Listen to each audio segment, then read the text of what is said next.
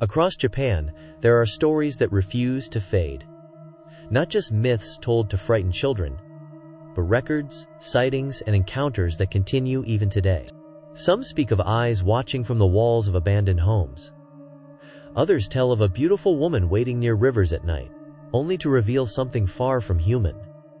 And in the mountains of Nasu, a sacred stone once believed to seal an ancient spirit, mysteriously split open in modern times. These events may seem unrelated, different places, different creatures, different eras, but some investigators believe they share a single origin. A ripple of something released long ago, still moving quietly through the world. Tonight, we examine one of these encounters. A real estate viewing in an old house. Everything here is original. The house has character. Was that crack here before? That's not normal. It's looking at us.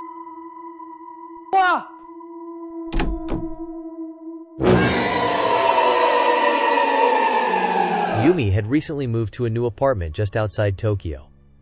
The building was modern but quiet, with narrow streets and small parks nearby. Excited to see her new place, Mika and Aya arrived in the early evening, carrying small bags and cameras. Wow, this is cozy and quiet too.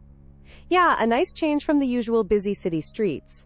I love it here. The apartment is fine, the neighbors are polite, and nothing weird so far, I promise. As they unpacked a few snacks and settled in, they chatted about the move, the view from Yumi's balcony, and how different life felt in a quiet suburb. Everything seemed normal, though Mika couldn't shake a subtle feeling of being watched. Tiny, almost imperceptible.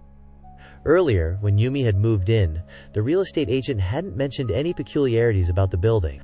However, a neighbor had briefly asked if there had been any strange occurrences in the apartment. Yumi laughed it off, assuring them everything was fine. Did the neighbor really ask about, weird things? Yeah, but I told them nothing unusual.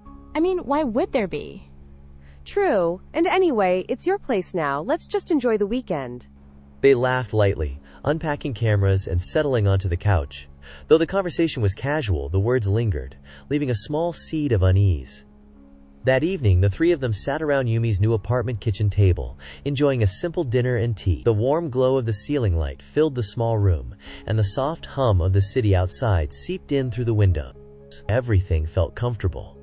Yumi's new kitchen, the little balcony plants, even the faint smell of fresh paint. This kitchen is actually really nice, better than I expected.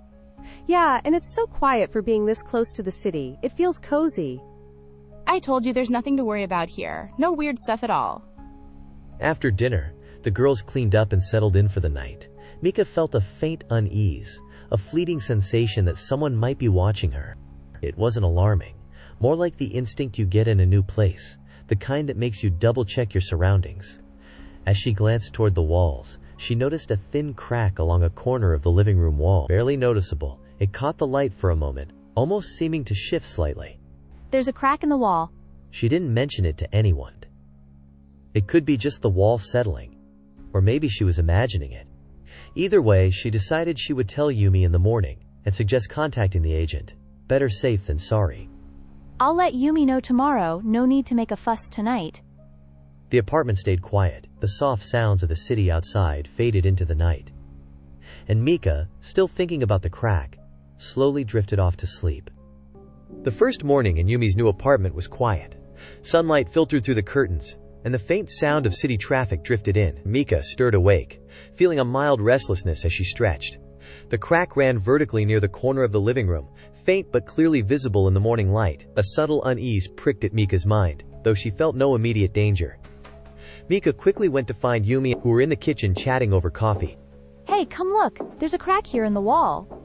Really? Let's see. Huh, I didn't notice that last night. Where is it? They all walked over to the corner, inspecting the faint line. But as they stepped closer, Mika noticed it was gone. The wall looked perfectly normal again, as if the crack had never been there. Maybe I'm just seeing things, or my eyes are still sleepy. Must be some shadow or the morning light. Nothing to worry about. Strange, but yeah, nothing to get worked up about now. Mika nodded, brushing it off. For now, It felt like nothing more than a trick of the light, or an overactive imagination. The three friends returned to breakfast, chatting about ordinary plans for the day. Yeah, I'll mention it again tonight if it shows up, but probably just eye fatigue, nothing to get worked up about. At least it's quiet here. New place, new day, we can enjoy it while it lasts. Even as the apartment hummed with normal morning life, Mika couldn't quite shake the faint memory of the crack. A tiny mystery that hinted that this ordinary new home might not be so ordinary after all. That evening, the three friends gathered in Yumi's new apartment. The city outside twinkled through the windows, and the room smelled faintly of dinner and coffee. Laughter and casual conversation filled the air as they settled in. I'm glad we came up here. It feels cozy, doesn't it? Yeah, no cameras, no work, just a quiet night. And some snacks, of course. Can't survive without snacks. They chatted, played music softly, and gradually, the room fell into a comfortable silence. Everything seemed normal. Later, as Mika prepared for bed, she paused near the living room wall. Her eyes caught a faint vertical line. Again, the crack was back. It's back exactly where I saw it before. You mean that crack? Again? Yeah, but last time it disappeared. Weird, right? Maybe we should check it properly? Could be a structural issue? They stepped closer to inspect, but as they approached, the crack seemed to fade, just as before. Mika shook her head, rubbing her eyes. Must be my eyes seeing things. Yeah, probably just the light. Don't overthink it. Later that night, as they settled down, Yumi spotted something unusual near the corner of the room. Several thin cracks had appeared, radiating across the wall, more than before. Guys, look, there's more of them now. Wait, how did that happen? They weren't here before it's spreading. The three friends stared at the wall. Tiny lines branched out, twisting across the surface, forming a network of narrow fissures. An uneasy feeling pressed on their chests. They didn't understand what was happening. I'm calling the agent. Maybe there's something wrong with the walls. As Yumi dialed the number, Mika and Aya turned back toward the wall. To their horror, every crack simultaneously opened wide, revealing countless staring eyes, unblinking and bright in the dim room. They stumbled backward, hearts racing. Every eye seemed to follow them, watching their every move. Ah, get back! Run, now! It's everywhere. The apartment, once ordinary and quiet, now felt alive with something ancient and vigilant. Screaming and shaking, Mika, Aya, and Yumi rushed out into the night. They didn't stop until the streetlights of the neighborhood were far behind. The rest of the night, they stayed at Mika's apartment, trembling and silent, unable to sleep. Whatever that was, it wasn't harmless this time. Yeah, we can't go back there tonight. Not safe. I'm seriously thinking of moving. I can't deal with that. The night air was cold, carrying the faintest hint of unease. The cracks, and the eyes they contained, seemed to haunt their thoughts even miles away. Whatever had manifested in Yumi's apartment was no ordinary problem. It was something far older, observing, waiting, and unseen. The next morning, Mika, Aya, and Yumi sat in Mika's living room, still shaken from the previous night. The sun streamed weakly through the curtains, casting soft light on the coffee table cluttered with notebooks and phones. I can't stop thinking about those eyes, the cracks, everything. It was like the whole wall was alive. I've never seen anything like it. I can't stay there anymore. Something about that apartment, it's not right. The three friends exchanged uneasy glances, the memory of countless unblinking eyes lingering in their minds. They needed answers. Mika pulled out her laptop, while Aya and Yumi gathered old folklore books and online archives. They searched for anything resembling the strange phenomenon. Walls, cracks, eyes. Here it says, Mokumokuren, the many-eyed one. It appears in homes where walls have cracks or sliding paper doors. At night, the cracks may reveal countless eyes, watching those who dwell inside. So the cracks themselves are the creature? Or are the eyes the creature? Does it attack, or just watch? The texts described that Mokumokuren rarely harmed ordinary people, was said to be a spirit tied to the house itself, appearing where neglect or accidents had left marks. Some sources suggested that it observed the inhabitants, and in some stories, it could be appeased by repairing the cracks or showing respect to the dwelling. Mika, Aya, and Yumi pieced together the legend. Mokumokuren emerged from cracks and gaps in walls, paper doors, or plaster. Often at night, the eyes could appear suddenly, following movements across the room. So last night, it was just watching, maybe warning us, or testing? Yeah, it didn't attack. It revealed itself only when we were near the cracks. Maybe it's tied to the apartment, not to us personally. Still, it's terrifying. I can't imagine sleeping there again. They realized that Mokumokuren was a presence bound to the building, awakened by cracks or damage. Its eyes were vigilant, unblinking, patient, and its appearance was a warning. A reminder that neglect or hidden danger could manifest in ways the living could not control. The three friends discussed their options. Repairing the cracks could appease the spirit, but Yumi had decided to move.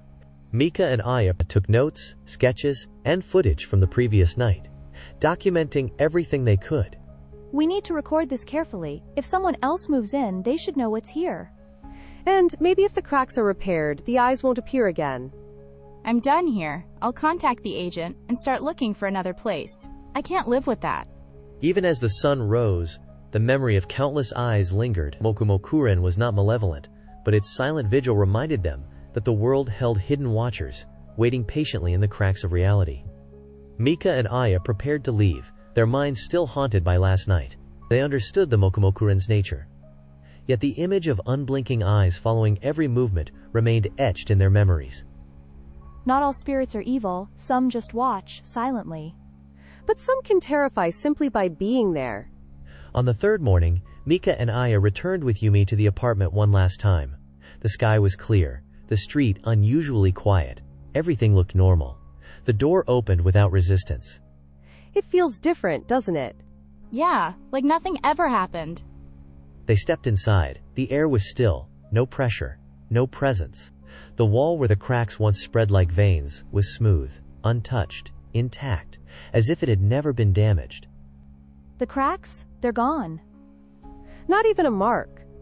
They searched every corner of the apartment. No cracks, no eyes, no sense of being watched. But the memory remained. Yumi stood quietly in the center of the room, arms folded, as if afraid to turn her back to the walls. I don't care if it's gone. I'm not staying. Later, as they packed Yumi's belongings, Mika revisited her notes. According to old records, Mokumokuren appears in neglected homes, places where damage is ignored, where cracks are left unrepaired. It is not a predator. It does not chase. It watches. Some folklore suggests that once its presence is acknowledged, once the damage is seen, once the residents become aware, the spirit has no reason to remain. Maybe it wasn't haunting the house. Maybe it was warning whoever lived there. Yumi contacted the agent that afternoon. She did not mention eyes or spirits, only structural concerns, cracks that appeared and disappeared. The agent sounded nervous, too quick to agree. By evening, Yumi had decided to move out. I don't want a place that hides things, even if it's quiet now. Mika and Aya helped her carry the last box downstairs. As they left, Mika glanced back at the building. For just a moment, she thought she saw something shift beneath the surface of the wall. But when she blinked, nothing. Mokumokuren did not follow them. It did not attack. It did not leave behind destruction. Only a question. How many things in our homes go unnoticed until they begin watching us back? Some spirits don't appear to scare us. They appear because we weren't paying attention. Cracks can be sealed. Walls can be repaired. But once you realize your home was watching you, would you ever feel truly alone again? Subscribe to Whispers Beyond Archives for more true folklore and urban legends hidden in everyday life. Have you ever felt watched in your own home? Tell us before the walls start listening. The river reflected the city lights, flowing slowly, peacefully. A woman stood by the river. She didn't move, didn't breathe, didn't blink.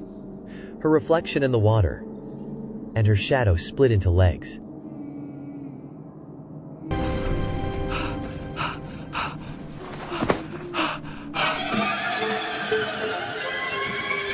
It was supposed to be a quiet evening.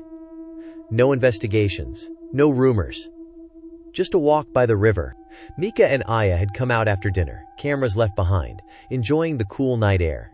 The river reflected the city lights, flowing slowly, peacefully, almost too peacefully. It's been a while since we did something normal like this.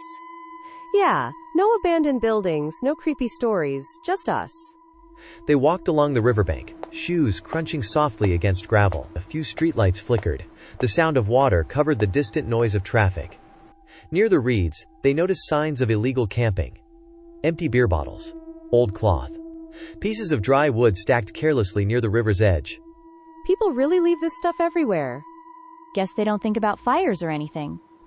They slowed their pace, scanning the area out of habit rather than concern. That was when Mika noticed someone standing by the water. A woman. Still. Silent. She stood just beyond the light, her figure half blended with the darkness. Long hair fell straight down her back. She didn't move, not even when the wind stirred the reeds around her. Hey, do you see her? Yeah, is she okay? They stopped walking. The woman didn't turn, didn't react, just stood there, facing the river. For a moment, Mika thought the woman might be lost. Or tired. Or simply enjoying the night. Nothing about her looked threatening. Maybe she's just thinking. Yeah, let's not bother her. As they continued walking, Mika glanced back. The woman was gone. Huh, that was fast. Probably walked off when we weren't looking. They didn't stop. They didn't investigate. They didn't even talk about it much after that. At the time, it felt like nothing more than a strange moment. One of those things you notice, then forget. But neither of them realized that what they had seen by the river that night was not just a person, and that they had already stepped into someone else's territory. The next afternoon, Mika and Aya returned to the river. Not because of fear, not because of curiosity about ghosts, but because the place from the night before felt unfinished.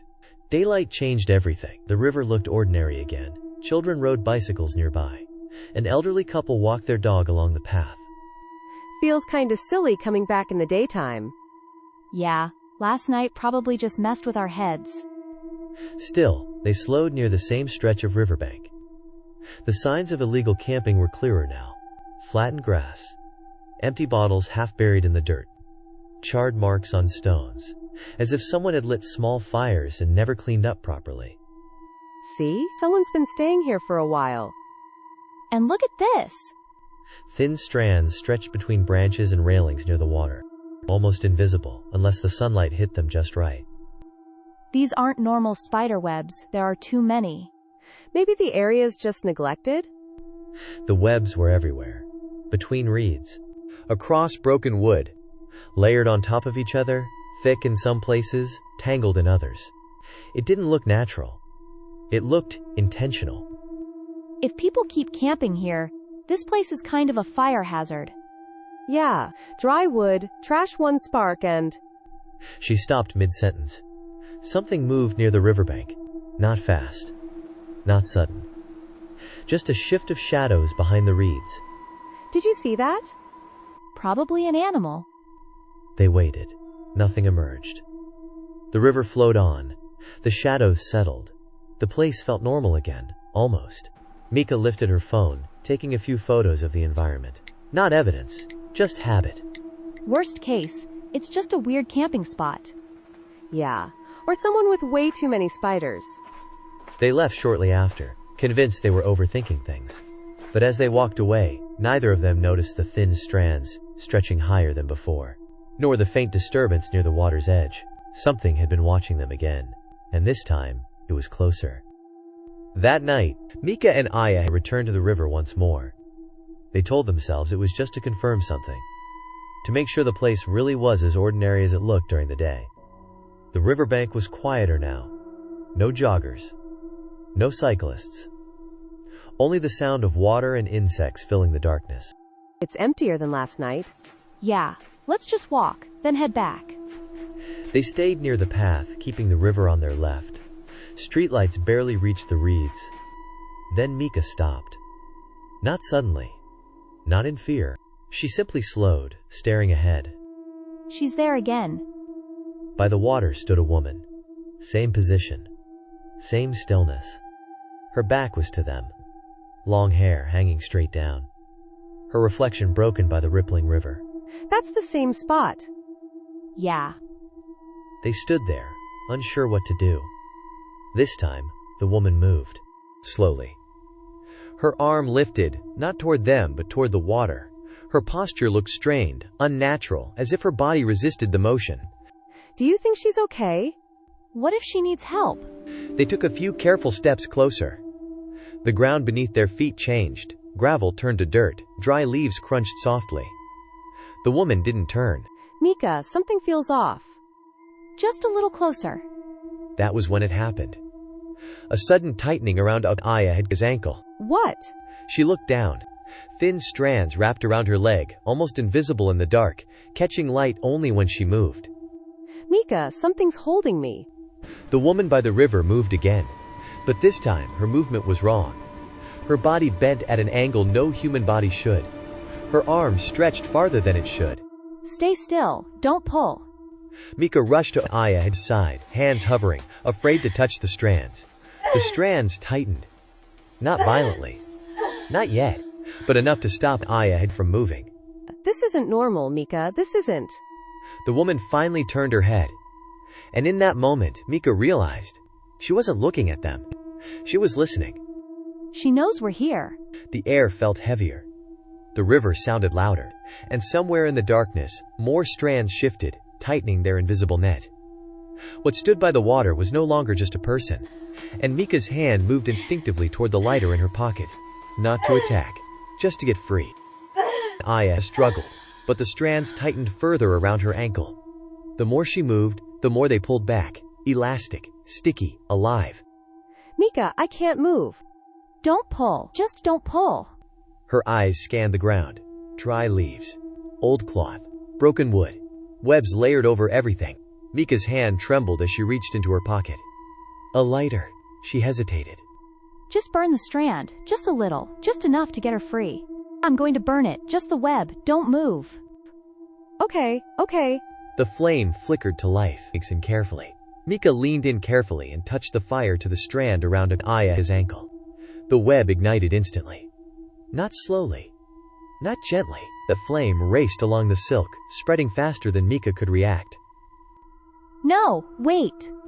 Fire leapt from strand to strand, across dry leaves, into old cloth, of the webbed branches near the riverbank. The night exploded with light. Mika, fire! From the darkness, the woman screamed. Not a human scream, parachly. Something sharper. Something layered. Her body twisted violently. The human shape collapsed, splitting unnaturally as massive spider legs unfolded beneath her. A swollen, dark abdomen dragged against the ground, webs tearing loose as she thrashed. Flames caught along one side of her body. She's not human. The Jorōgumo reeled backward, her limbs striking the ground wildly. Burning silk snapped and curled in the air. One side of her spider form was blackened, smoking. Her human face twisted in pain, not rage. Pain. We hurt her. We heard it. The Jorōgumo screamed again and fled. She vanished into the reeds, dragging her injured body toward the river's darkness, leaving scorched webbing behind. The fire burned briefly, then died out, starved by damp earth and water. Silence returned. Only crackling embers. The river flowing as if nothing had happened. Aya collapsed to the ground, free at last. I didn't mean to. I just wanted to get you out. I know. They stood there shaking. The thing by the river had not been defeated. It had escaped. And now, it was wounded. If it comes back, it won't forget us. The fire had saved them, but it had also changed something. In the darkness beyond the riverbank, a creature of silk and shadow now carried a scar. And a reason to remember. They didn't stay by the river long. The smell of burnt silk lingered in the air, and the darkness felt different now, thicker, heavier. Mika and Aya walked away without looking back. Neither of them spoke. Later that night, they sat inside Mika's apartment. The lights were on, the windows closed. The quiet felt safer here.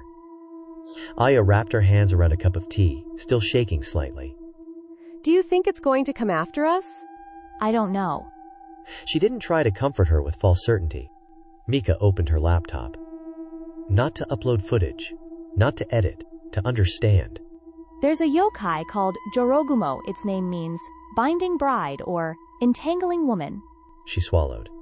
Most stories say it appears as a woman near rivers or old buildings. It doesn't attack right away. It waits. It watches. Aya listened quietly. It traps people with silk, but not always to kill. She scrolled further. Some versions say it only attacks when its territory is threatened.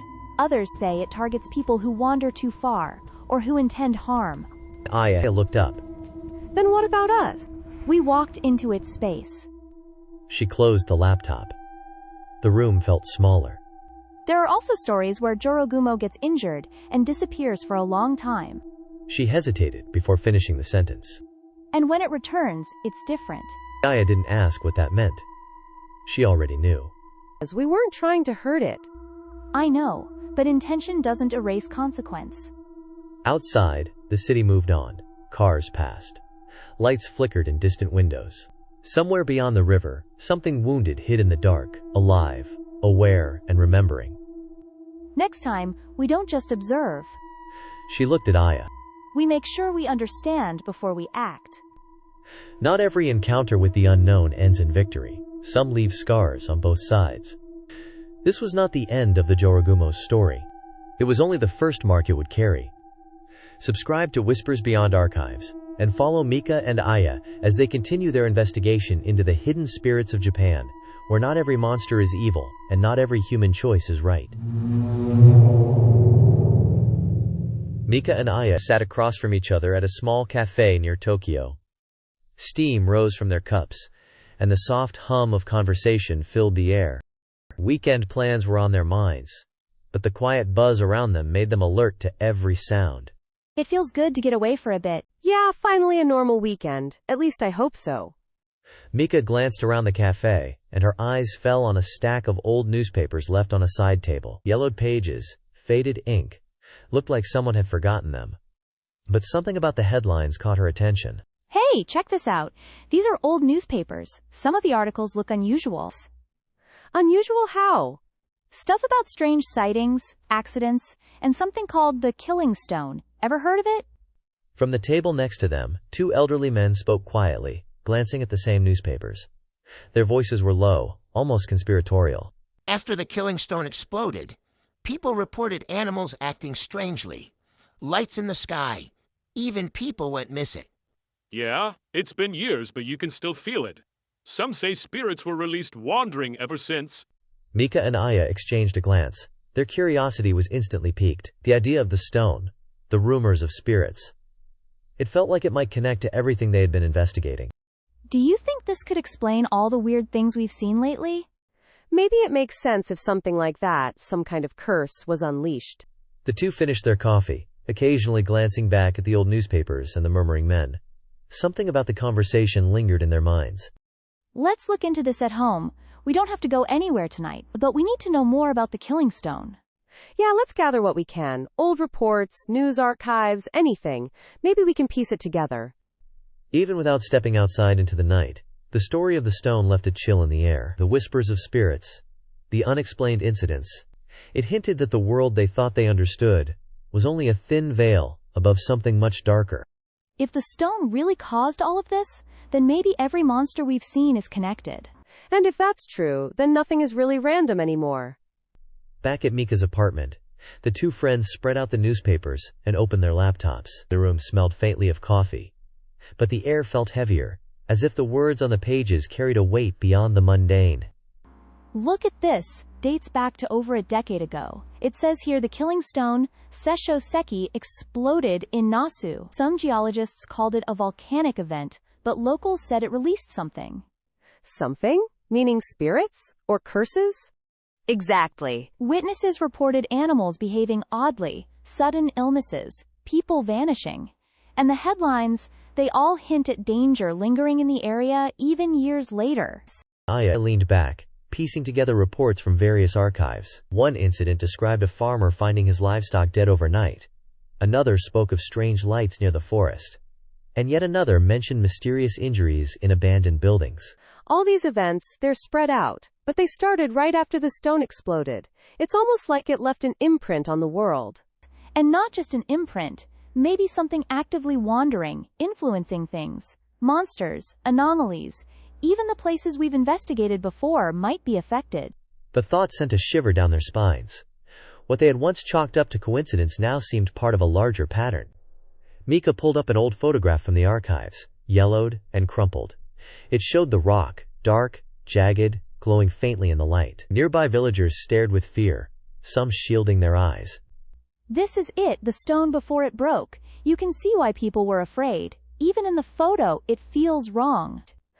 Look at the shadows in the background. Are those eyes or just trees? The photograph seemed alive, almost as if the stone itself had imprinted a sense of watchfulness onto the page. Each time they looked, the shadows felt closer, the air heavier. If the stone released whatever it was, maybe that explains the monsters we've been seeing. Not random spirits, but ones tied to this event. So every encounter, every odd thing we've documented is connected, not isolated at all? Exactly. And if that's true, then maybe we're only seeing the tip of it. There could be places, creatures, incidents we haven't even imagined yet. Even in the safety of their apartment, the shadows of the past seemed to reach toward them. The stone story was no longer history. It was an ongoing ripple, touching the world in subtle, dangerous ways. We need to keep digging. Every report, every witness, it's all part of the same puzzle. And the more we find, the more we'll realize the world is not as safe as we think. The next evening, Mika and Aya spread out more documents and photographs on the living room floor. Each clipping, each report, seemed to whisper fragments of the past: accidents, disappearances, odd sightings, threads connecting to the explosion of the Sesshō-seki years ago. See this? A local report of a river being mysteriously red overnight. No explanation. Just the stone's explosion was a few kilometers upstream. And this one, livestock gone. Strange scorch marks near barns. They all happened within months of each other. The pattern was undeniable. Even places they thought were safe were subtly touched by whatever had emerged when the stone shattered. As they compared the dates, Mika noticed a flicker of movement outside the window. Shadows shifted unnaturally along the alley behind the apartment. A gust of wind rattled the panes, carrying a faint, almost metallic scraping sound. Did you see that? Something moved outside. I don't see anyone. Maybe just the wind? Of stray cat? But both felt the same chill crawling along their necks, a sensation that someone, or something, was observing them. The air in the room grew heavier with each passing second. Later that night, as Mika sorted through old photographs of the Sesshō-seki, the lights flickered briefly. A faint, distorted reflection appeared in the window glass, almost human, but impossibly thin and elongated. When they blinked, it was gone. I swear I saw a figure in the reflection. Maybe it's just our eyes playing tricks, but it didn't feel like that, like it was aware. Even with the apartment quiet, the feeling of being watched persisted. Objects seemed slightly out of place. A photo tilted, a paper on the floor moved. Small, subtle signs. Enough to unsettle, but not enough to explain themselves. Every strange event we've recorded, every monster we've seen, maybe it all started with the stone, and maybe it's not done influencing things yet. So these incidents, even the ones we thought were random, they could all be part of a bigger picture. The apartment no longer felt like a safe haven. The shadows outside, and the shifting reflections inside, hinted at forces unseen. Mika and Aya realized they were tracing a trail that spanned decades, one that started with a single catastrophic event, yet still rippled through the present. We need to document everything, every story, every report, every flicker of light. The more we know, the more we can understand what we're dealing with. And hope we're prepared when it decides to show itself more directly. The past and the present converged in the glow of their screens. What had begun with a shattered stone and whispered fears of spirits now threatened to reach into their lives. A reminder that some disasters leave marks not just on land, but on the very fabric of reality itself. The following night, Mika and Aya to continue their research. As they worked, the room felt heavier, the air thick with an unplaceable unease. Shadows flickered at the edges of their vision, moving independently of the light. Did that shadow move, or did I imagine it? Maybe, but it's unsettling. Feels like it's watching us. Each creak of the building, each sigh of wind against the window pane, seemed amplified. The faint rustle of papers on the desk, the tilt of a photo frame. They were subtle, but deliberate. Later, as Mika refilled her coffee, she noticed something strange on the wall. A thin line, barely noticeable, ran across the plaster. There's a crack on the wall right here. That wasn't there before, are you sure? Pretty sure, maybe it's just settling, or the building's old. Curiosity overcame caution. They approached together, but as soon as they touched the area, the lines seemed to vanish, leaving the wall smooth and undisturbed. Mika chuckled nervously. Probably just my imagination eyes playing tricks. Yeah, let's keep an eye on it though. Moments later, a faint sound came from the hallway. A soft scraping, like nails across wood. Both froze, listening. The sound faded, replaced by silence, yet both felt the unmistakable presence of something nearby. I don't see anyone, but it felt close. Could be the building settling, right? Even as they tried to rationalize, their instincts screamed otherwise. The apartment no longer felt ordinary. It was alive with whispers of past events, echoes of disturbances that had touched the building long before they arrived. Mika returned to her laptop only to notice a photograph had moved slightly. The picture, once angled neatly, now leaned against the wall. A pen they had left on the desk rolled an inch to the side. Okay, that's probably just us earlier, right? Maybe, but it feels too deliberate. Each small, inexplicable movement added weight to their unease. The building, quiet in the day, now pulsed with subtle disturbances that suggested unseen eyes observing their every motion. Something isn't right. It's not just the stone anymore. Whatever happened back then, it's spreading. And these signs, shadows, cracks, small movements, they're warnings or maybe reminders. From the largest crack, a faint glow emerged, reddish-orange like embers. Smoke curled and twisted, forming vague shapes, limbs that weren't fully human, flickering and retreating like they had a mind of their own. The smoky shapes solidified for a moment. Flickering eyes appeared within the fire-like form, moving independently. Sparks hissed across the floor, tracing the cracks in unnatural patterns. It's alive! The flames! Stay calm. It's watching, but it's not attacking yet. The room felt smaller, the apartment itself seemingly bending around the fiery presence. Each crack pulsed with energy, every shadow writhing like a living thing. A sudden flare erupted from the largest crack, sending sparks across the floor and curling smoke toward the ceiling. The fire danced along the walls, creating grotesque, shifting silhouettes. Mika and Aya stumbled back, hearts racing. We have to get out! Move! The fire did not burn them, but the heat and pressure pressed like a living thing. The shadows within the flame writhed, twisting and hissing, a tangible warning from the stone's lingering curse. They spilled out into the night air, gulping cold, clean breath. The apartment looked calm from outside, ordinary even, but they both knew what had emerged inside. The fire and smoke, the flickering eyes.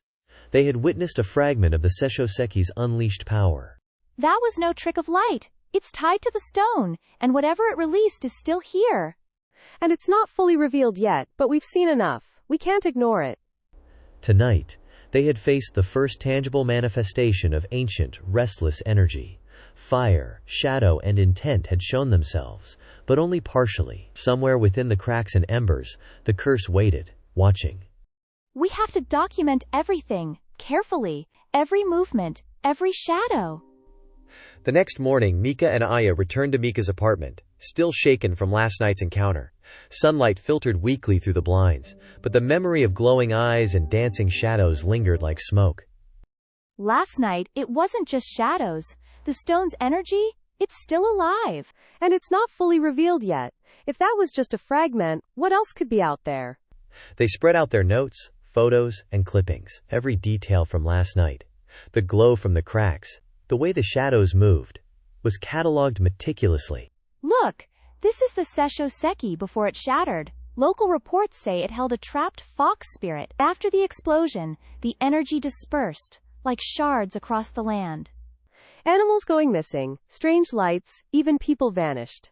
It's like the curse never left. It just wandered, manifesting as different phenomena. They began connecting dots, fires in abandoned buildings, fleeting shadows, distorted reflections, all possibly linked to fragments of the stone's unleashed energy. So every monster we've seen, Mokumokuren, Jorōgumo, even strange lights, maybe they're all connected, not separate incidents. And now we've seen part of it, the fire, the shadows, the hiss. It's active, waiting, observing. Mika and Aya sketched diagrams of the apartment, marking where shadows appeared, where the wall cracks pulsed, and how the fire seemed to spiral along them. What if the stone's fragments don't just exist? They influence matter, perception, maybe even the energy around buildings, forests, and rivers. And that explains why certain places feel alive with something unseen. The curse isn't gone, it's seeping. We need to track its manifestations. Every fire, every shadow, every weird sound, it's data. The pattern was terrifying but illuminating. By piecing together incidents across decades, they might predict where the curse's energy had settled, or where it would strike next. We can't just wait for it to show itself. Last night proved that. We need controlled observation, cameras, thermal sensors, anything that can catch the anomalies. And we need safety measures, fireproof gear, escape routes. If the Sesshō-seki fragments react like that again, we can't be unprepared. They made lists, mapped possible sites, and theorized the behavior of the curse's energy. It's alive, but maybe not malevolent toward us yet. Still, caution is the only way. And one day, we might see its full form. Then we'll know how dangerous it really is. As they packed up their materials, the faintest flicker of movement caught their eyes. Just a shadow along the far wall, gone before either could point it out. A reminder, the curse was patient, spreading, observing. Every clue we find, every observation we record, brings us closer to understanding, and maybe controlling it, or at least surviving it. But surviving might not be guaranteed. The Sesshō-seki's fragments were scattered, restless, and alive. For Mika and Aya, the investigation had shifted from curiosity to necessity. Each shadow, each flicker of flame was a warning and a guide, leading them deeper into the hidden world of spirits, curses, and the consequences of a stone that should never have broken. Whether it appears as eyes in the dark, a shadow disguised as human, or an unseen presence that lingers for centuries, the pattern remains the same. These entities rarely reveal themselves completely. They watch. They wait. And sometimes they leave warnings instead of attacks. For Mika and Aya, each encounter is no longer isolated. Every case points back to something larger. A hidden world that exists just beyond ordinary sight. And if the stories surrounding the killing stone are true, then what we have seen so far may only be the beginning.